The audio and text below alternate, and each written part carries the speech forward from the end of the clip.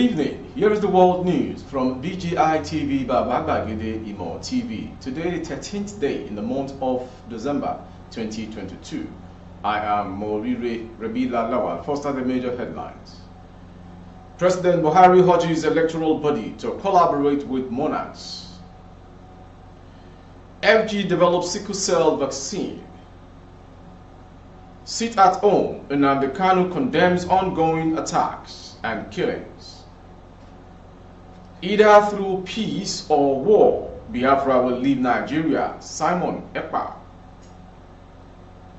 Government attack Ogun community, kill 1, injure 2. And on the headlines, Lagos crack collector kills man over argument. And to foreign story, US commits $55 billion to Africa over the next 3 years. And on sport, World Cup referee who issued 15 yellow cards sent home. The news in detail. President Muhammadu Buhari has urged the National Council of Traditional Rulers in Nigeria, NCTRN, to strengthen their efforts in uniting the peaceful coexistence of Nigeria as one nation. He made a call at the 13th General Assembly meeting of the National Council of Traditional Rulers of Nigeria, NCTRN, held in Abuja, the nation's capital. The meeting of the traditional rulers centered on the planning and preparation for the successful conduct of the 2023 general elections and population census in the country. The chairman of NCTRN, Al-Adi Sa'ad Abubakar, in his remark to the Royal Highnesses, said, "The role of the traditional rulers cannot be overemphasized, looking at the vital roles they play in ensuring peace and unity among Nigerian citizens." The Oni of Ife and the co-chairman of the NCTRN is Royal Highness Oba of Adeye Enito Ogun or Jaja II, said that traditional rulers, as the custodians of the people's culture, tradition, norms, values, and morals, are better placed than existing authorities in handling communal conflict, crisis, and insecurities, and therefore their official involvement will improve and instill confidence and fairness in the security and justice system in the country. To the next story. Nigeria has achieved a new milestone after the Ministry of Science and Technology and Information developed sickle cell and venom vaccines. The Minister of Science, Technology and Innovation, Adeleke Mamora, announced the news while speaking on Monday, December 12th, at the 10th edition of the PMB Administration Scorecard Series 2015-2023. Mamora said the ministry achieved the use of local apps for the production of drugs for sickle cell, as the country had a high number of people with sickle cell anemia, the information gathered. Also announcing some of the achievements of his ministry, Mamora added, there is also the development of anti-venom vaccine, an anti-panic that reduces fat in the body. The ministry, through Raw Materials Research and Development Council's program on development of their daily sector, introduced the technology of increasing daily milk yield from our cows from 1.15 liters of milk per cow to over 15 liters per cow in a day. The National Space Research and Development Agency is working to establish a space museum and planetarium that is expected to realize about 30 billion naira, boost tourism activities, provide 5,000 direct projects, 20,000 indirect jobs, and improve the teachings of STI. And to some parts of Nigeria from southeast. The leader of the indigenous people of Biafra, IPOB, Nnamdi Kanu, has decried the killings and the destruction of properties by non-state actors in the southeast region. Kanu's special counsel, Aloy Ejimako, disclosed this after meeting the IPOB leader in the custody of the Department of State Services, DSS, in Abuja. Some people have been reportedly killed by miscreants enforcing the 5-day sit-at-home order issued by one self-acclaimed IPOB member, Simon Ekpa, despite opposition by the group. Ejimako's hometown in Uruala, Idiato, North Local Government Area of Imo State, was also invaded by armed men who set a market ablaze, destroyed properties, and attacked his kinsmen on Friday. Government also attacked the Independent National Electoral Commission, INEC, headquarters in Imo and killed 3 at the weekend. In a similar occurrence, popular Nollywood actor Osita Iheme's elder brother, Prince Iheme, was killed by unknown gunmen who attacked Owerri Mbetoli The attack was a third in the state in the last few weeks. Moving to the next story. Simon Ekpa, the Finland-based self-acclaimed supporter of Nnamdi Kanu, has given an admonition to the central government. Information report that Ekpa promised in his most recent tweet that Biafra could be regained through peaceful means or through war. He made the argument following his declaration of a 5-day sit-at-home order in the southeast last week, which was denounced by the indigenous people of Biafra. Moving on to the next story concerning insecurity. Some gunmen have invaded Arepo Fadansi in Ijoko, Ifo local government area of Ogun State, killing one Mr. Kudus, who is popularly called Afa in the area.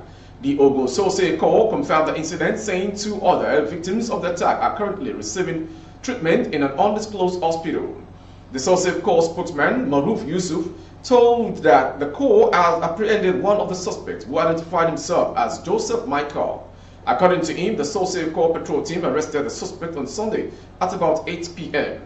Yusuf said the Sose Corps personnel gave this culprit a hot chase after they had allegedly committed the crime. While Michael was captured by operatives of the Corps, other members of the gang were said to have escaped on 3 motorbikes. Meanwhile, the Sose Corps commander, Soji Gonzalo, directed that the fleeing members of the gang who escaped with the guns used to perpetrate the crime should be returned.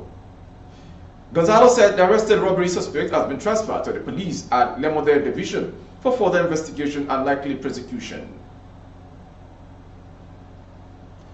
Moving to Lagos from Ogun State.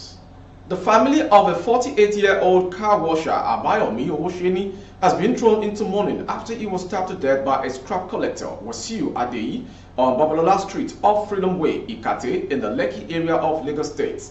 Information gathered that Abayomi was in a heated argument with Adeyi when the latter brought out a knife and stabbed him to death. The victim's son, Abiodun, who spoke to correspondent on Monday, said the incident happened on December 4, 2022. He said that a man came to my workplace and asked to see me. He said he had been looking for me over something that happened with my father. I was skeptical about what he said and did not want to go with him, but a senior colleague promised to accompany me. To my shock, I got to the place where the incident happened and saw my father lying on the floor with blood everywhere. I inquired what happened and I was told that my father was in an argument with Adeyi when all of a sudden Adeyi brought out a knife and stabbed my father in the buttock. When this happened, everyone fled. Moving on to foreign story. The White House said Monday ahead of the US-Africa Leaders Summit that it was pledging $55 billion in economic, health and security support for Africa over the next 3 years. One day, President Joe Biden hosts 50 African heads of state as Washington vies for influence in the continent. White House National Security Advisor Jake Sullivan said the United States aims to help African countries achieve their major own goals. Working closely with Congress, the U.S. will commit $55 billion to Africa over the course of the next 3 years across a wide range of sectors to tackle the core challenges of our time, Sullivan told reporters. Sullivan declined to give details, saying they would be revealed during the coming 3 days of bilateral and multilateral talks and a dinner hosted by Biden at the White House for his African counterpart. He stressed that the guiding theme would be the African Union's own Agenda 2063, its plan for sustainable socio-economic development of the continent. The entire 4-substantive session that the president will chair at the summit is on the Agenda 2063, Sullivan told reporters. To end the world news is the sports story. Matthew Loas, the referee who issued 15 yellow cards in the World Cup quarter-final match between Argentina and Netherlands, has been sent on by FIFA.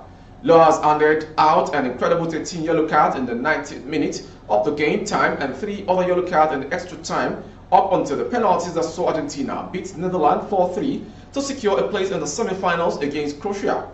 The referee's performance was not well received by either of the teams, with Argentina's captain and 7-time Ballon d'Or, Lionel Messi, leading the criticism of Loas. Messi said, "I don't want to speak about referees because after, you will be sanctioned, but people saw what happened.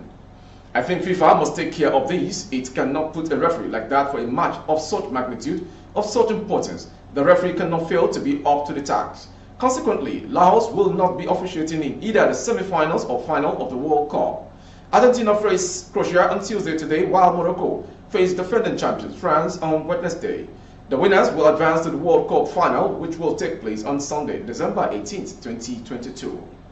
That ends the world news from BGI TV. Before we go, some major headlines. President Buhari urges electoral body to collaborate with monarchs. We also brought to you that FG develops sickle cell vaccine. Sit-at-home order in Nnamdi Kanu condemns ongoing attacks and killing.